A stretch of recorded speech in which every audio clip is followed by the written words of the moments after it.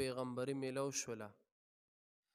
40 کالو ته چې کله د رسول الله مبارک عمر ورسېدو نو د الله د طرف نه ورته پیغمبري میلو شوله او رسول الله مبارک د الله تعالی اخیری پیغمبر و. د هغې نه پس بل پیغمبر راتلو والا نشته. نو د مکی مشرکانو سردارانو باندې دا بده لګېده. هغې باندې دا د دې وجې نه بده لګېده چې د مکې مشرکانو به یو بل ته دا وي محمد رسول الله صلی الله علیه وسلم به یادو وی دا خو غریب دی، دی خو یتیمو، د دې خو نه جیداد نه مال حال هېڅ هم ورسره نشته، دا پیغمبري ده ته ولې میلاوېدله؟ پکار دی چې دا یو موږ غټ سردار ته میلو شوې وه، پکار دی چې دا زموږ یو غټ خانداني سړي ته میلو شوې وه، ځکه چې موږ سره خو مالونه هم شته، پیسې هم شته، جیداد هم شته، بچي هم زموږ ډېر دي، هر څه ډېر دي، پکار دی چې دا موږ ته میلو شوې وه. نو د مکې مشرکانو به د رسول الله مبارک خلاف سازشونه کول او رسول الله مبارک ته به تکلیفونه رسول. یو ځلې جناب محمد رسول الله صلی الله علیه وسلم منځ کولو، بیت الله شریف ته مخامخ ولاړو، ځان له یوازې ولاړو منځ یې کو، د الله عبادت یې کو.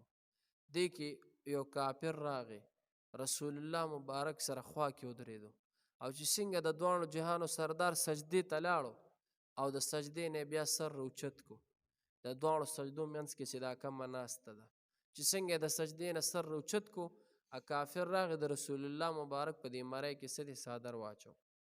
دا د اسلام لومبني حالاتو ابتدایي حالات. بیا دا چې کله اسلام ته غلبه میلو شوله که نه او د مسلمانانو قوت زیات شلو، بیا یو کافر هم چې دی داسې جرأت نشو کولی. دا لومبني ابتدایي حالاتو. کله چې اسلام ته غلبه میلو شوله بیا به کافران د مسلمانانو نه پټېدل به، بیا به د مسلمانانو د یرې نه به کفار نه دي، دا به د کورونو نه بهر بیا نه راوتل. نو دا د اسلام لومبني ابتدایي حالاتو. ابتدا کې څه دي؟ پیغمبر علیه السلام صحابه کرامو ډېر تکلیفونه برداشت کړي دي، خو تکلیف به برداشت کې نه اول به څه دی؟ تکلیف برداشت کې بیا به څه دی؟ راته به بیا وروستو راځي. نو څنګه چې رسول الله مبارک سجدې ته لاړو، څنګه سجدې نه سر اوچت کړو، یو کافر راغی دی مرۍ مبارکه کې ورله څادر واچو، څادر یې واچولو، داسې زور یې ورکړو. رسول الله مبارک ته څه دی؟ ډېر تکلیف ورسېدلو په هغې سره. دا به څونه ګران کار چې سړی مونځ کوي او په سجدې له لاړ شو، د سجدې نه کینو، بل خدای مکه د سټ کې ولا څادر واچو، داسې تو کي څونه تکلیف وي. رسول الله مبارک ډېر تکلیفونه برداشت کړي دي او د رسول الله مبارک نه پس صحابو ډېر تکلیفونه برداشت کړي. د دین اسلام دپاره چې صحابو څومره قرباني ورکړې ده، تر قیامته پورې به هغسې قرباني څوک ورنه کي او نه چا ورکړې ده هغسې بیا قرباني. نو رسول الله مبارک ته الله وی انا لننصر رسولنا، اے پیغمبره موږ به خامخا د خپل پیغمبر سره مدد کوو. دا د الله قانون دی، الله تعالی دا قانون دی چې دی به الله جل شانو رسول الله مبارک دی چې موږ به د ستا هم خامخا مدد کوو، ستا نه مخکې چې کوم پیغمبران تېر شي موږ د هغې هم امداد کړی دی، بېشکه چې الله تعالی کړی. بیا ورپسې یوم لا ینفع الظالمین معذرتهم ولهم اللعنة ولهم سوء الدار. اے ظالمانو کافران په دې دنیا کې ایمان نه راوړي یا د مکې مشرکانو په دې دنیا کې ایمان نړو، نو دوی به د قیامت په ورځ ډېر عذرونه به پیش کوي، بانې به کوي، عذرونه به پیش کوي، لیکن د قیامت په ورځ د چا عذر ګوره نه قبلیږي. دې دنیا کې که موږ د څه مسله راشي که نه نو موږ عذر پیش کړو، نو عذر کله قبول شي، کله کله څه دی؟ قبول شي، لیکن د آخرت په ورځ باندې ګوره د چا عذر نه قبلیږي. ها عذر خو پیژنه چې یاره ماته دا مسله وه د دې وجې نه زه څه دی یار زه د دې وجې نه څه دی د دین د خدمت ته ما غاړه کې، نه نه نه دا عذر د چا نه قبلیږي. هلته په خبره باندې پوه شوې؟ الله وایي د دې ظالمانو دا بهانې، الله وایي د دې ظالمانو دا عذرونه دا به نه قبلیږي. بیا ورپسې ولقد آتینا موسی الهدى واورثنا بني اسرائیل الکتاب. دا اوس د حضرت موسی علیه السلام د کتاب متعلق ذکر کوي. وره د الله د طرف نه آسماني کتابونه څلور دي، دا نازل شوي دي: تورات، زبور، انجیل او قرآن مجید. تورات حضرت موسی علیه السلام ته ورکړی شو، د الله د طرف نه کتابي شکل کې څه دی؟ تورات حضرت موسی علیه السلام ته ورکړی شو. ړومبی چې موسی علیه السلام ته تورات نازل شو نو دا په یو غټو غټو تختو باندې څه دی دا لیکلی شوی. حضرت موسی علیه السلام خپل قوم ته تورات راوړو ویل دا وایه او په دې باندې څه دی عمل کوي. حضرت موسی علیه السلام ته چې کوم تورات نازل شو د الله د طرف نه دا د الله کتاب و خو د الله کلام نو. زبور حضرت داود علیه السلام ته نازل شو د الله کتاب و زبور لیکن د الله کلام نو. انجیل حضرت عیسی علیه السلام ته نازل شو د الله کتاب و زمونږ په ایمان دی خو لیکن څه دی د الله کلام نو. قرآن رسول الله مبارک ته نازل دی د الله کتاب هم دی او د الله کلام هم دی. په خبره باندې پوه شوې. او واحد قرآن داسې کتاب دی چې دا په اصلي حالت کې موجود دی او په ټوله دنیا کې د قرآن حافظان دا په لا تعداد حافظان دي. زمونږ په پاکستان کې الحمدلله زمونږ په دې ملک پاکستان کې هر کال چې دی هر کال د 1,00,000 نه بره رجسټر حافظان رجسټر چې د وفاق المدارس سره چې کم رجسټر وي د 1,00,000 نه بره حافظان څه دي دا فارغیږي هر کال الحمدلله. او دا شانتې په دې نورو ممالکو کې دا غیر رجسټر حافظان چې لکه چا مثال د وفاق امتحان نی ورکړي اخو لا تعداد یا سم ډیر دي اخو ډیر زیات دي. دا د قرآن معجزه ده. لیکن تاسو به چېرته اورېدی چې دا تورات حافظ دی یا تاسو چېرته اورېدی چې دا د انجیل حافظ دی یا تاسو چېرته اورېدی چې دا زبور حافظ دی. دا الحمدلله د قرآن دا معجزه ده. ورکوټې نه ورکوټې ماشوم به په دې زړه کې به 10 سپارې ښودي. دا د قرآن څه دی معجزه ده. بیا ورپسې جي وما يستوي الأعمى والبصير والذين آمنوا وعملوا الصالحات ولا المسيء قليلا ما تتذكرون.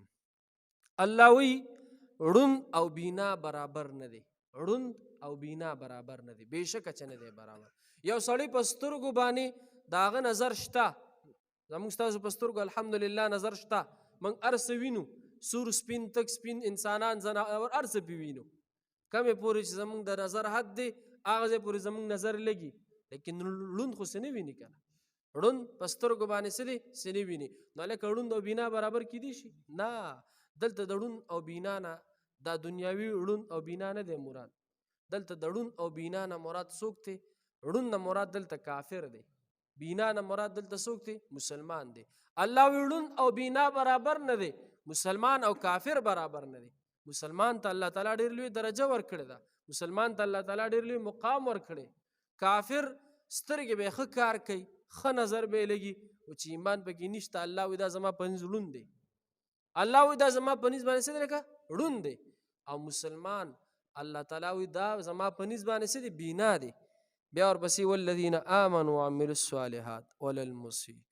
الله تعالی ورپسې بیا وی چې کم خلک ایماندار دي کم خلک چې نیک اعمال کوي او کم خلک چې بدکار دي الله وی دا برابر نه دي. هلکې بدکاره سړی او ایمانداره سړی دا برابر نه دی. بدکاره سړی باندې لعنت وریږي ایمانداره سړی باندې رحمت وریږي. ایمانداره سړی د الله دوست دی بدکاره سړی د الله دشمن دی. ایمانداره سړی چې کوم عمل کوي په هغې الله خوشحالیږي رسول الله پې خوشحالیږي شیطان پې خفه کیږي.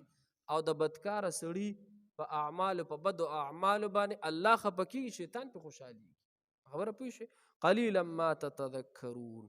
بیا آخر کې الله تعالی اوس یو قانون بیانوي. وره الله ان الساعة لآتیة لا ریب فیها. اے کافرانو اے مشرکانو قیامت خامخا راتلونکی دی. قیامت څه دی لکه راتلونکی دی. دا قیامت موږ ته پته نه لري چې دا به کله راځي. رسول الله مبارک یو ځل څه کسان راغلل وی حضرت دا قیامت به کله قیامت به کله یسألونک عن الساعة. رسول الله مبارک ته الله وی تا نه دا خلک د قیامت متعلق تپوس کوي. نو رسول الله مبارک ورته وی الله تعالی ورته وحی راولېږله وی قیامت به زر راتلونکی وي. د دې د نیټې چاته پته نشته. علامات علماء بیان کړي چې دی نښه ده دی نښه ده. غټه علامه دا ده چې نور به څه دی د مغرب د طرف نه راوخیږي. د هغې نه مخکې به څه دی حضرت عیسی علیه السلام به راکوزیږي. د هغې نه مخکې به څه دی دجال به روځي. خبره باندې پوه شئ. او د قیامت غټه علامه یو دا ده رسول الله مبارک وي چې زما نه پس په 30 کسان به داسې پیدا کېږي چې هغه به ځان ته پیغمبران وایي. رسول الله مبارک حدیث دی وی زما نه پس په 30 کسان داسې پیدا کېږي دروغجن کذابین دجالان چې هغه به د پیغمبر دعوه کوي. دا غټ غټ علامات دي. واړه علامات یې سم ډېر دي. واړه علامات یې دا دي لکه په کور کې به زوی پلار ته عقل ښیي، دا د قیامت علامه ده. کور کې به زوی به پلار ته عقل ښیي، داسې دی که نه ده؟ ټول عمر به پلار ګټلی او زوی به سټلی، نو بیا چې دا زوی لږ ښه شي پلار لږ کمزوري شي دی بیا چا ته عقل ښیي؟ پلار ته عقل ښیي. دویمه علامه دا واړه علامات دي ښه. دویمه علامه یې دا ده چې په کور کې به لور مور ته عقل ښیي. لور به مور ته عقل ښیي. قانون څه دی چې مور به لور ته عقل ښیي. د قیامت علامه څه ده؟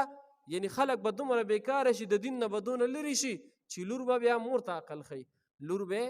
مور به څه دی؟ د لور خدمت به کوي، جامې به ولینځي، هر څه به وله کوي. او بیا چې کله دا لور لږه ښه شي یا مثال لږه داسې ټیس ټپا شي نو بیا به مور ته په څه پوهېږي؟ وایي که نه وي لږه داسې؟ دا د قیامت علامه ده. وی غلام به آقا ته بیا عقل ښیي. دا غټ خلک نه دي، دا اکثر لږ ورپسې نه پوهېږي. دا نوکران ورته څه دي خبرې ترې کړي، داسې وکړه داسې وکړه داسې وکړه. په خبره پوه شوې؟ غلام به آقا ته عقل ښیي. دا د قیامت علامات دي. نو قیامت راتلونکي دي جي. ګورئ جي سبق ته انا لننصر رسلنا، من امداد کوو د خپلو پیغمبرانو، والذین آمنوا د هغه کسانو چې ایمان یې راوړی دی، فی الحیات الدنیا په زندګۍ د دنیا کې، و یوم یقوم الاشهاد او په هغه ورځ چې ولاړ به وي ګواهان، یوم لا ينفع الظالمین معذرتهم، هغه ورځ چې نه په بنه ورکوي ظالمانو ته د دې بهانې، ولهم اللعنة او د دې دپاره به لعنت وي، ولهم سوء الدار او د دې دپاره به خراب کور وي. ولقد آتینا موسی الهدى او موږ ورکړو حضرت موسی علیه السلام ته د سمې لارې فکر، و اورثنا بني اسرائیل الکتاب او موږ په میراث کې ورکړو بني اسرائیلو ته کتاب، هدن چې هدایتو و ذکر او نصیحتو لأولی الالباب د پاره د عقل والو خلکو. فاصبر ان وعد الله حق، نو صبر کوه ته بېشکه چې وعده د الله تعالی حق ده. واستغفر لذنبک او بخښنه وغواړه د خپلې ګناه، وسبح بحمد ربک پاکي بیانوه په خوبیانو د رب ستا، بالعشي والابکار ماښام او سحر. ان الذین یجادلون فی آیات الله، بېشکه هغه خلک چې جګړې کوي په آیاتونو د الله کې، بغیر سلطان بغیر د څه دلیل نه، اتاهم چې راغلی وي دوی ته، ان فی صدورهم الا کبر، دوی ته نشته په زړونو د دوی کې مګر لوی، ما هم ببالغه نه د دوی رسیدونکي دغې لوی ته. فاستعذ بالله، نو ته پناه غواړه په الله سره، انه بېشک الله تعالی هو السمیع البصیر، ښه اورېدونکی دی او ښه لیدونکی دی. لخلق السماوات، یقینا پیدا کول د اسمانونو، والارض او د دې ځمکې، اکبر من خلق الناس، لوی کار دی د پیدا کولو د خلکو نه، ولکن اکثر الناس لا یعلمون، لیکن اکثر د خلکو نه نه پوهېږي. وما یستوي الاعمى والبصیر، او نه دی برابر ړوند او بینا، والذین آمنوا او هغه خلک چې ایمان یې راوړی دی، وعملوا الصالحات او کړي نیک کارونه، ولا المسیء او نه بدکاره سړی، یعنی نیک عمل او بدکاره برابر نه دی. قلیلا ما تتذکرون، ډېر لږ تستاسو نه نصیحت قبلوي. ان الساعة لآتیة، بېشکه قیامت راتلونکی دی، لا ریب فیها نشته دی په دې کې شک، ولکن اکثر الناس لا یؤمنون، لیکن زیات د خلکو نه ایمان نه راوړي. وقال ربکم ادعوني، ویلی دی ستاسو رب چې سوال کوئ زمانه، استجب لکم، زه به قبلوم ستاسو دعا. ان الذین یستکبرون، بېشکه چې کوم خلک تکبر کوي، عن عبادتي زما د بندګۍ نه، سیدخلون جهنم داخرین، ډېر زر به داخل شي په دوزخ کې ذلیله. صدق الله. الحمد لله رب العالمين والعاقبة للمتقين، والصلاة والسلام على أشرف المرسلين وعلى آله الطيبين وعلى آله وصحبه أجمعين. يا رب لك الحمد كما ينبغي لجلال وجهك وعظيم سلطانك، يا أرحم الراحمين يا أرحم الراحمين، يا مالك الملك ذو الجلال والإكرام، بيدك الخير إنك على كل شيء قدير. يا الله مونږ چې سویل که زمونږ نه څه کمی شوي، یا الله ته مونږ ټول معاف کړي.